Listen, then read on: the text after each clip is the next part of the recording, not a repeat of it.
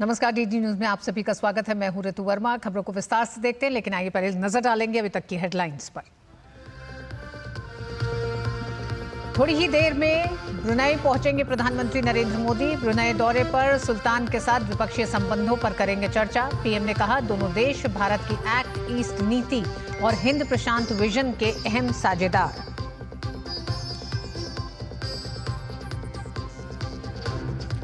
बंगाल विधानसभा में दुष्कर्म के दोषियों को 10 दिन के भीतर मौत की सजा वाला विधेयक पारित। भाजपा ने भी किया विधेयक का समर्थन। कोलकाता कांड के खिलाफ डॉक्टरों का विरोध प्रदर्शन लगातार जारी।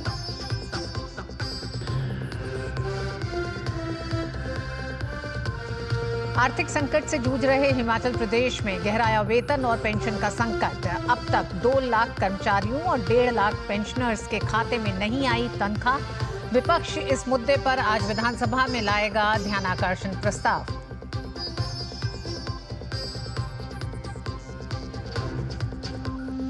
भाजपा के सदस्यता अभियान का आज दूसरा दिन। प्रधानमंत्री नरेंद्र मोदी ने पार्टी में अपनी प्राथमिक सदस्यता को कराया नवीनीकृत। सोशल मीडिया एक्स पर भी दी जानकारी।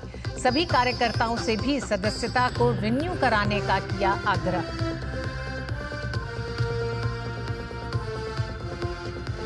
आंध्र प्रदेश और तेलंगाना में बारिश से जुड़ी घटनाओं में 33 लोगों की मौत। दोनों राज्यों में राहत बचाव कार्य जारी। महाराष्ट्र और गुजरात के कई क्षेत्रों में बारिश ने बढ़ाई लोगों की दिक्कतें। जम्मू कश्मीर के रियासी में आज स्कूल बंद।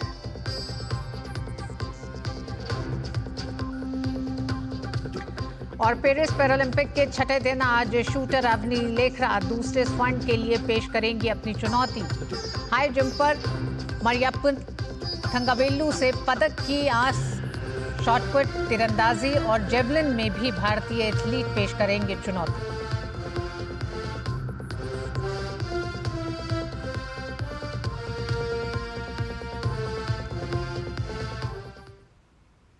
और आइए रुक करेंगे अभी की सबसे बड़ी खबर पर। पश्चिम बंगाल विधानसभा ने महिला सुरक्षा से जुड़े महत्वपूर्ण बिल को मंजूरी दे दी है। अपराजिता महिला एवं बाल पश्चिम बंगाल आपराधिक कानून संशोधन विधेयक का भारतीय जनता पार्टी ने भी समर्थन किया है। इस बिल में रेप से जुड़ी घटनाओं में शामिल अपराधियों को तेजी से कड़ी सजा देने का प्रावधान है। बलात्कार की घटनाओं में पीड़िता की मौत जैसे मामलों में 10 दिन के अंदर मौत की सजा का प्रावधान किया गया है। साथ ही यौन अपराधों के लिए मुकदमे की सुनवाई एक निश्चित अवधि के भीतर पूरा करने का भी प्रावधान है। विधेयक के अनुसार किसी भी बलात्कार के लिए आजीवन कारावास या मृत्युदंड की सजा होगी। विधेयक में प्रावधान है कि अगर घटना के बाद पीड़िता जीवित रहती है तो आजीवन कारावास, और अगर पीड़िता की मृत्यु हो जाती है या फिर अपाहिज हो जाती है तो दोषी को मृत्युदंड दिया जाएगा। कोलकाता के आरजीकर मेडिकल कॉलेज में ट्रेनी डॉक्टर के रेप और हत्या मामले के बाद पश्चिम बंगाल की सरकार बुरी तरह घिर गई है। माना जा रहा है कि भारी जनाक्रोश के दबाव में बंगाल सरकार ने ये विधेयक लाने का निर्णय किया है। पश्चिम बंगाल से बड़ी खबर आ रही है। जिस तरह से पश्चिम बंगाल में पश्चिम बंगाल सरकार के खिलाफ एक तरह से एक जन आक्रोश दिखाई दिया, और उस जन आक्रोश का जवाब हम ये कह सकते हैं कि ममता बनर्जी सरकार जिस तरह से अपराजिता महिला एवं बाल पश्चिम बंगाल आपराधिक कानून संशोधन विधेयक लेकर आई है। हालांकि इस विधेयक में कई ऐसे प्रावधान किए गए हैं। प्रसन्नजीत हमारे साथ जुड़ गए हैं इस खबर पर। प्रसन्नजीत, अपराजिता महिला एवं बाल विधेयक लेके आया गया है, क्या इस बिल की जरूरत है? ये तो सब जानते हैं जिस तरह से अपराध पूरे देश में हो रहे हैं, लेकिन टाइमिंग की अगर हम बात करें तो आप क्या कहेंगे? नहीं रितु, ये बिल के बारे में भूल जाइए और प्रावधान के बारे में भी भूल जाइए।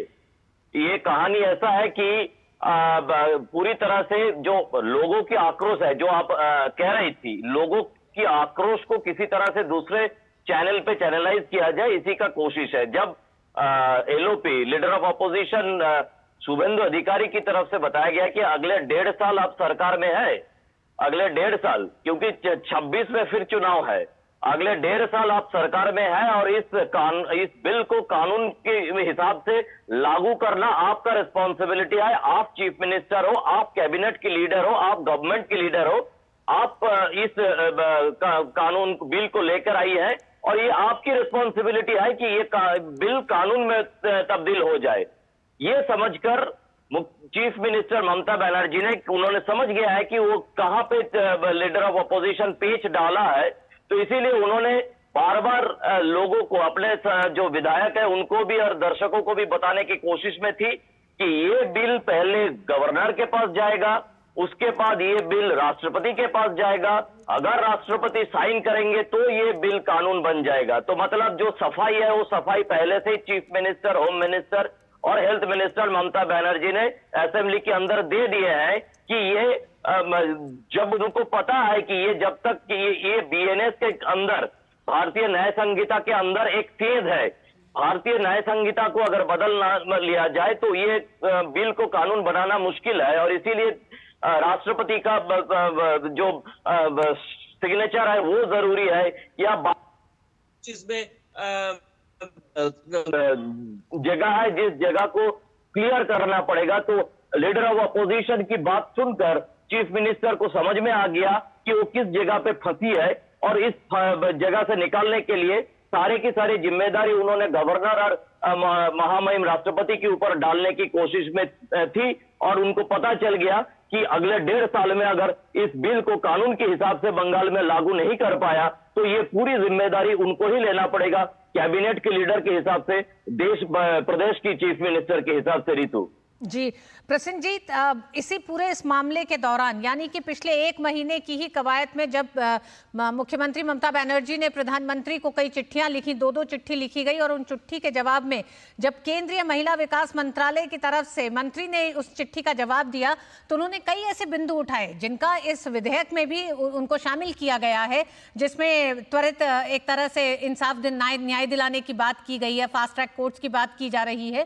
तो ये सारे प्रावधान पॉक्सो एक्ट के तहत और जो केंद्रीय कानून है उसके तहत है। फिर ममता बनर्जी ने उन पर तो काम नहीं किया है पश्चिम बंगाल में। आज इस बिल को लाके वो कहना क्या चाह रही हैं, यानी कि करनी में तो अभी वही फर्क दिखाई दे रहा है प्रसन्नजीत। हाँ, देखिए, करनी और कथनी में जो अंतर है वो अभी भी है। क्योंकि जो अन्नपूर्णा देवी का जो चिट्ठी का जवाब है वो उसमें लिखा हुआ है साफ तरह से कि केंद्रीय सरकार की ये पॉक्सो और फास्ट ट्रैक कोर्ट की जो प्रावधान है उस प्रावधान की आधा से कम भी लागू किया गया है पश्चिम बंगाल में। लेकिन तृणमूल कांग्रेस की लीडर और चीफ मिनिस्टर ममता बनर्जी ने, मैंने और एक बात बताऊं कि राजनीति का कौन सी जगह वो पकड़ने की कोशिश में है कि आज ये जो विधानसभा में उनकी भाषण के समय पे वो कितने लोगों की इस्तीफा मांगे हैं, मैंने आप लोगों को भेजे हैं, कितने लोगों की इस्तीफा मांगे हैं। उन्होंने पहले प्राइम मिनिस्टर का इस्तीफा, राष्ट्रपति द्रौपदी मुर्मू जी का छोड़ के सबका रेजिग्नेशन मांग लिए हैं। उन्होंने प्राइम मिनिस्टर नरेंद्र मोदी का रेजिग्नेशन मांगी है। उनका कहना है कि बीएनएस के थ्रू महिलाओं को ठीक तरह से सुरक्षा देने में प्राइम मिनिस्टर व्यर्थ रहा, तो प्राइम मिनिस्टर का रेजिग्नेशन मांगा। उसके बाद उन्होंने होम मिनिस्टर का रेजिग्नेशन मांगा। उसके बाद पूरे देश में बीजेपी का जितने सारे चीफ मिनिस्टर है उनका रेजिग्नेशन मांगा और उसके बाद अपोजिशन लीडर बंगाल में जो शुभेंदु अधिकारी है उनका रेजिग्नेशन मांगा। अब ये इसीलिए कानून में क्या प्रावधान है भूल जाइए, ये कानून रद्दी है, ये कानून कल ही रद्दी पेपर में चले जाएंगे। इस कानून के बारे में आलोचना जितना कम किया जाए उतना ही अच्छा है, लेकिन आलोचना ये करना चाहिए कि किस तरह से प्राइम मिनिस्टर से लेकर शुभेंदु अधिकारी तक सबका रेजिग्नेशन मांग लिए है चीफ मिनिस्टर ममता बनर्जी ने, और साथ ही साथ उन्होंने लोगों को याद दिलाने की कोशिश की है कि ये बिल को कानून बनाने के लिए पहले राज्यपाल के पास जाना है, उसके बाद राष्ट्रपति के पास जाना है। जी प्रसिंह जी, जिस तरह से आप कह रहे हैं कि हालांकि महिला अपराधों को रोकने के लिए पश्चिम बंगाल सरकार, ममता बनर्जी बिल तो जरूर लेके आई है विधानसभा में, लेकिन उस बिल को जिस तरह से पेश किया गया और जो बातें कही गई हैं उसे लेकर उनकी पूरी राजनीति को लेकर कई सारी आशंकाएं साफ दिखाई देती हैं। बहुत बहुत धन्यवाद प्रसन्नजीत, इस पर और अपडेट आपसे लेंगे, फिलहाल के लिए शुक्रिया। और आइए अब बात करते हैं प्रधानमंत्री के ब्रुनेई दौरे की।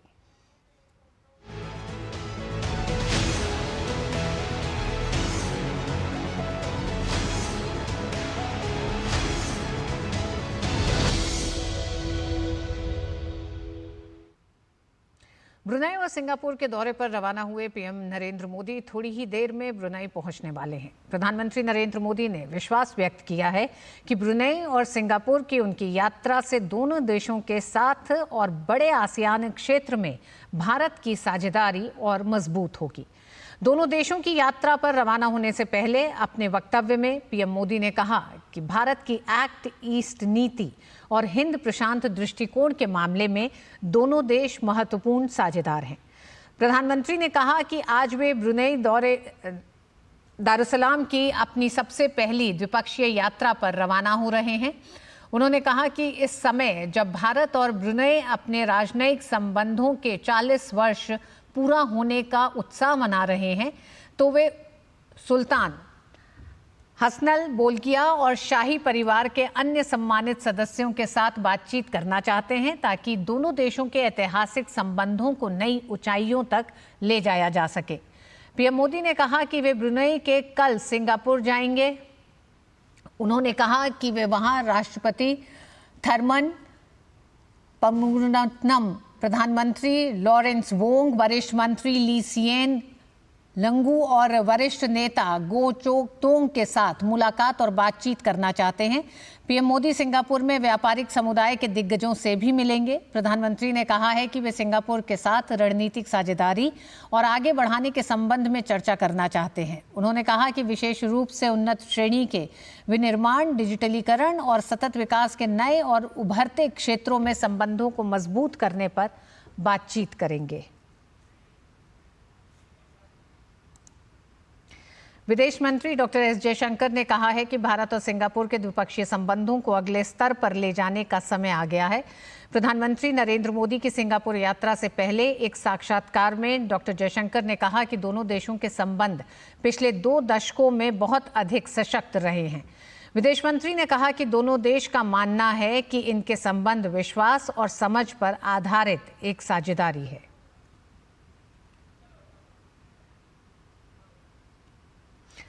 राष्ट्रपति द्रौपदी मुर्मू महाराष्ट्र के दौरे पर हैं। राष्ट्रपति आज पुणे में सिम्बोयसिस इंटरनेशनल डीम्ड यूनिवर्सिटी के 21वें दीक्षांत समारोह में शामिल हुई। इस मौके पर उन्होंने कहा कि नारी शक्ति का विकास देश के लिए गर्व की बात है। राष्ट्रपति ने छात्र छात्राओं से आह्वान किया है कि वो ऐसे सॉफ्टवेयर और तकनीक विकसित करें जिससे समाज के वंचित वर्ग की मदद हो। आज मुझे ये देखकर बहुत खुशी हो रही है कि स्वर्ण पदक पाने वाले 11 विद्यार्थियों में से 8 छात्राएं हैं। इनमें से 2 बेटियां हमारे पड़ोसी देश नेपाल से भी है। मैं सभी बेटियों को हार्दिक बधाई देती हूं। आज हमारे बहनें और बेटियां हर क्षेत्रों में आगे बढ़ रही है। नारी शक्ति का विकास देशवासियों के लिए गर्व की बात है। ये देश के विकास का एक महत्वपूर्ण मापदंड भी है।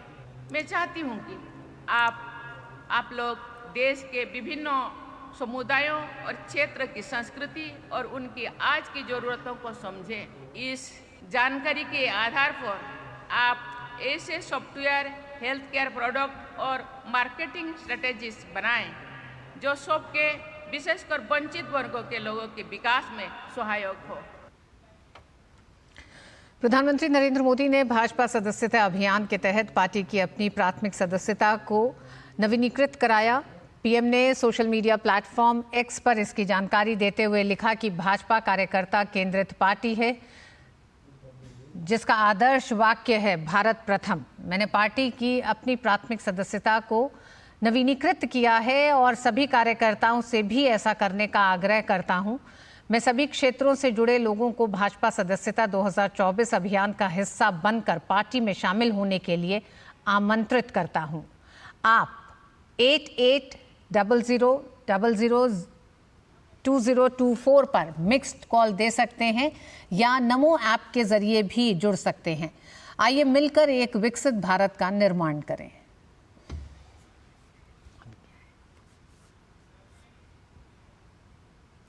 और आइए एक और बड़ी खबर पे आपको लिए चलते हैं। दिल्ली शराब नीति से जुड़े सीबीआई के मामले में दिल्ली के मुख्यमंत्री अरविंद केजरीवाल की न्यायिक हिरासत की अवधि राउज एवेन्यू कोर्ट ने 11 सितंबर तक बढ़ाई। आबकारी नीति मामले में अरविंद केजरीवाल के खिलाफ सीबीआई की ओर से दाखिल चार्जशीट पर राउज एवेन्यू कोर्ट ने संज्ञान लिया है। कोर्ट ने केजरीवाल की पेशी के लिए प्रोडक्शन वारंट जारी किया है। उस दिन केजरीवाल वीडियो कॉन्फ्रेंसिंग के जरिए पेश होंगे। कोर्ट ने केजरीवाल के अलावा बाकी आरोपियों, जिनमें शामिल हैं आप नेता दुर्गेश पाठक, अमित अरोड़ा, आशीष माथुर, पी शरद रेड्डी, विनोद चौहान को भी समन जारी किया है और इसकी अगली सुनवाई 11 सितंबर को होगी। इस पूरे मामले पर विकास हमारे साथ जुड़ गए हैं। विकास, चाहेंगे कि और विस्तार से बताएं किस तरह से अरविंद केजरीवाल और आम आदमी पार्टी के तमाम और जो इस पूरे मामले से जुड़े लोग रहे हैं उनके लिए मुसीबत बढ़ गई है। बिल्कुल ऋतु, ये प्रक्रिया का हिस्सा है। जब आरोप पत्र दाखिल हो जाता है उसके बाद कोर्ट चार्जशीट का संज्ञान लेता है और इसमें जो प्रोडक्शन वारंट जारी किया गया है उस पर जब अगली तारीख को अरविंद केजरीवाल पेश होंगे तो कोर्ट उनसे चार्जेस को लेकर के सवाल जवाब करेगा कि जो आरोप लगाए गए हैं सीबीआई की ओर से, क्या वो उन आरोपों को स्वीकार करते हैं या वो कंटेस्ट करेंगे चार्जशीट को, यानी कि ट्रायल का सामना करेंगे।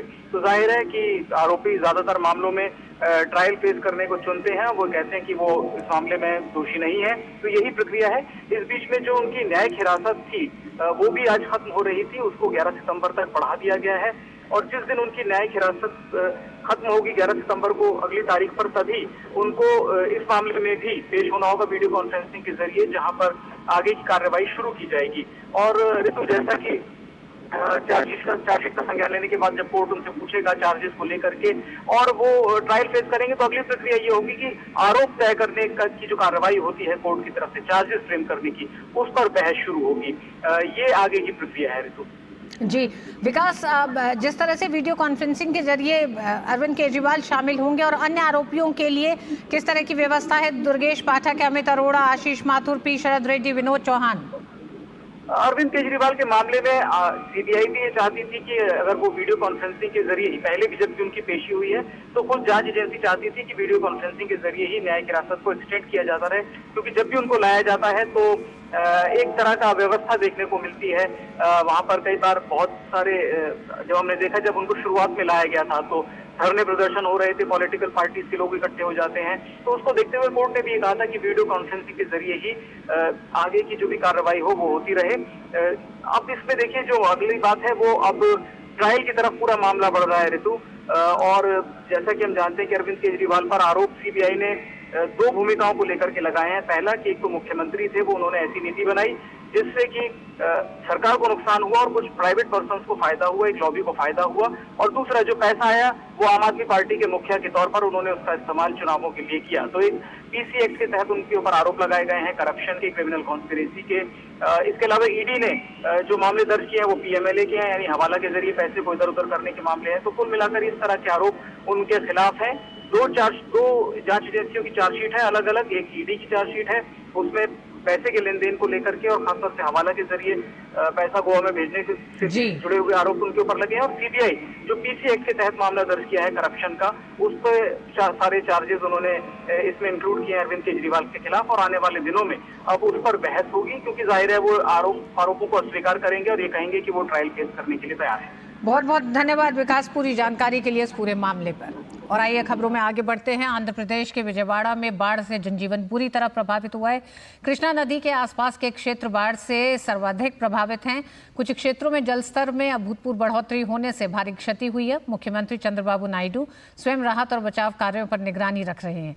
केंद्रीय नागर विमानन मंत्री के राम मोहन नायडू राहत गतिविधियों पर निगरानी के लिए आज विजयवाड़ा में हैं।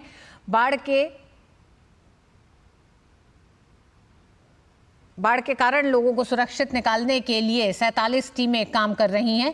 174 मोटरबोट और 315 तैराक काम पर लगाए गए हैं। भोजन और राहत सामग्री वितरित करने के लिए हेलीकॉप्टर और ड्रोन का इस्तेमाल किया जा रहा है। सरकार ने अस्थायी शिविर स्थापित किए हैं और पीड़ित परिवारों की सुरक्षा सुनिश्चित करने के लिए तत्काल सहायता प्रदान की जा रही है। और आंध्र प्रदेश और तेलंगाना में बाढ़ के हालात गंभीर बने हुए हैं। एनडीआरएफ लगातार वहां पर रेस्क्यू ऑपरेशन में लगी हुई है। कैसी है एनडीआरएफ की तैयारी आंध्र प्रदेश और तेलंगाना में, इस पर डीडी न्यूज़ ने बात की एनडीआरएफ के डीआईजी मोहसिन शाहिदी से। आंध्रा और तेलंगाना में बाढ़ के हालात गंभीर बने हुए हैं। एनडीआरएफ लगातार वहां पर काम कर रही है, रेस्क्यू कर रही है। इस समय हमारे साथ एनडीआरएफ के डीआईजी सर हैं जो ऑपरेशंस देख रहे हैं वहाँ पे। सर, अभी क्या स्थिति है आंध्रा की और तेलंगाना की, क्योंकि जो खबरें आ रही हैं अभी भी जो लोग हैं वो फंसे हुए हैं और डेथ टोल भी बढ़ रही है? देखिए, जो फ्लडिंग हुई है, ये डिप्रेशन डेवलप हुआ था, उसके बाद जो एक्सट्रीमली हैवी रेनफॉल हुआ है उससे आंध्र प्रदेश और तेलंगाना दोनों में काफ़ी भारी एरिया में फ्लडिंग हुई है और काफ़ी लोग हताहत हुए हैं। इसको देखते हुए एनडीआरएफ की टीम, एडिशनल टीम्स को तैनात किया गया बाहर से। बाई रोड्स हमारी टीम उड़ीसा से और तमिलनाडु से मूव की गई हैं और बाटिंडा से, लुधियाना से और पुणे से भी टीम्स एयरलिफ्ट की गई हैं। वर्तमान में 26 टीमें हमारी तैनात हैं आंध्रा में और 7 टीम में तेलंगाना में तैनात हैं। कितने लोगों का रेस्क्यू किया गया और जिन लोगों को रेस्क्यू किया गया वहाँ कैसी स्थिति है? जी बिल्कुल, पूरा ये एक कोऑर्डिनेटेड एफर्ट चल रहा है और इसमें स्टेट के एजेंसीज़ हैं, उनके साथ हमारा क्लोज कोऑर्डिनेशन है। ख़ास तौर पर जो इम्पॉर्टेंट डिस्ट्रिक्ट्स हैं जो अफेक्टेड हैं, ख़ास तौर पर आंध्र प्रदेश में एलुरू, एनटीआर, गुंटूर, जिसमें ज़्यादा फ्लडिंग हुई है और बैरेज से जो पानी छोड़ा गया है उसके वजह से फ्लडिंग हुई है। कृष्णा रिवर्स का ये जो लेवल था वो ऊपर आने से पानी का निकास जो है वो स्लो रहा, जिसके वजह से तकरीबन 4 से 6 फीट पानी कई जगहों पर आया है। अच्छा, आगे अगर जैसे हालात चेंज होंगे, अगर और गंभीर होते हैं अगर आगे हालात, तब एनडीआरएफ की क्या तैयारी है? देखिए, इसमें एनडीआरएफ की पर्याप्त टीमें यहाँ मौजूद हैं और पूरी ये एक प्रपोजल के एक बेहतर समन्वय के साथ ये कार्रवाई किया जा रहा है, प्रायोरिटाइज़ किया जा रहा है एरिया को। और ये हम इंश्योर कर रहे हैं कि स्थिति में पानी अगर बारिश होती है या जल जमाव और बढ़ता है तो उस स्थिति में किसी को तकलीफ ना हो। चलिए, धन्यवाद। तो ये थे हमारे साथ एनडीआरएफ के डीआईजी जो बता रहे थे कि वहाँ पर एनडीआरएफ की टीम तैनात है किसी भी तरह के हालात से निपटने के लिए। जो लोग अभी भी हैं उनको रेस्क्यू किया जा रहा है और जो लोग राहत शिविरों में हैं उनके लिए भी बेहतर इंतजाम किया जा रहा है और आगे अगर स्थिति खराब होती है तो उस पर भी एनडीआरएफ की निगाह है। कैमरामैन जगमोहन के साथ नीरज सिंह, डीडी न्यूज़, दिल्ली। आज से दिल्ली में एनसीसी का अखिल भारतीय थल सैनिक शिविर 2024 शुरू हो गया है। इस शिविर का मेजर जनरल सिद्धार्थ चावला ने उद्घाटन किया। एनसीसी के इस शिविर का जायजा लिया हमारे संवाददाता गिरीश निशाना ने।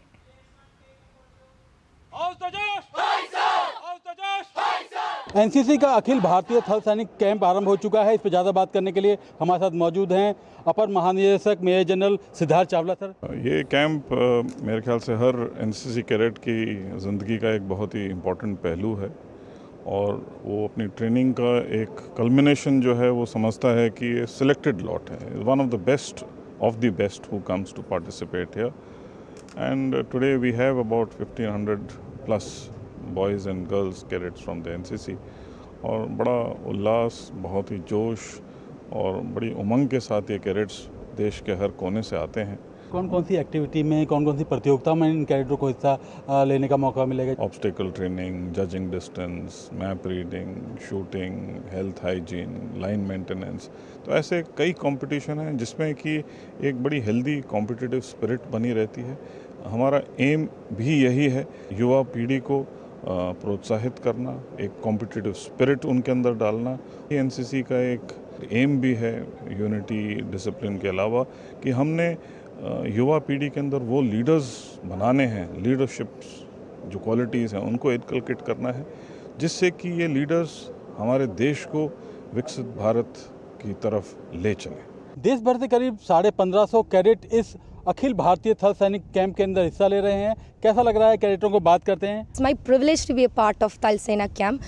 Actually, NCC has taught me, it has given me a lot of lessons. It has taught me endurance, perseverance and also patience. यहाँ पे हम लोगों के काफ़ी सारे कॉम्पिटिशन्स हो रहे हैं, उसमें से जैसे कि shooting, obstacle training, health and hygiene और JDFS, MR, line layout competition और ऐसे काफ़ी सारे इवेंट्स हैं और यहाँ पे हमें काफ़ी सारी चीज़ें सीखने को मिल रही हैं इस कैंप में। ऑफिसर लाइक क्वालिटीज़ हमारे अंदर ऐसे डेवलप होती हैं कि हम सारे मिल के काम कर रहे हैं, उस चीज़ में पार्टिसिपेट कर रहे हैं, अपनी डायरेक्टरेट को रिप्रेजेंट कर रहे हैं और उसको अच्छा करने के लिए हम लोग और बेस्ट कर रहे हैं। आर्मी ऑफिसर बनना है तो एनसीसी एक पहला स्टेप है जिसमें मैं देखती हूँ कि हम एनसीसी आर्मी के रूल्स रेगुलेशंस कैसे फॉलो करते हैं। वो सुबह 4 बजे उठना, शाम को 10 बजे लाइट्स ऑफ होना, ये सब कुछ आर्मी का पार्ट है और यहाँ पे ये सब देख के बहुत ही अच्छा लग रहा है। और ये ऐसा है कि अब मुझे और ज़्यादा अपने गोल के करीब लेके आ रहा है कि नहीं, तेरे को अब CDS करना ही करना है। मेरे फादर भी NCC में थे और मुझे भी यहाँ मौका मिला आने का, तो मुझे बहुत प्राउड फील हो रहा है और मेरा आगे का गोल भी आर्मी है। तो कहीं ना कहीं ये कैडेट इस शिविर में आकर काफ़ी उत्साहित नज़र आ रहे हैं। काफ़ी ऐसे कैडेट हैं जो भारतीय सेना में जाना चाहते हैं और उनके लिए कहीं ना कहीं NCC पूरी तरह से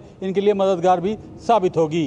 कैमरामैन मोंटी सिंह के साथ गिरीश निशाना, DD न्यूज, दिल्ली।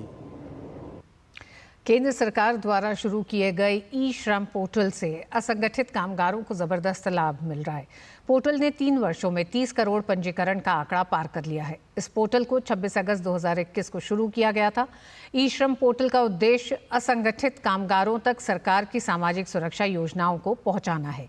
असंगठित श्रमिकों में मनरेगा कार्मिक, आशा कार्यकर्ता और आंगनवाड़ी कार्यकर्ता जैसे कार्मिक शामिल हैं। ये पोर्टल प्रधानमंत्री जीवन ज्योति बीमा योजना, आयुष्मान भारत प्रधानमंत्री जन आरोग्य योजना और प्रधानमंत्री स्ट्रीट वेंडर्स आत्मनिर्भर निधि जैसी योजनाओं का लाभ असंगठित कामगारों तक पहुंचाने में सहायक सिद्ध हो रहा है।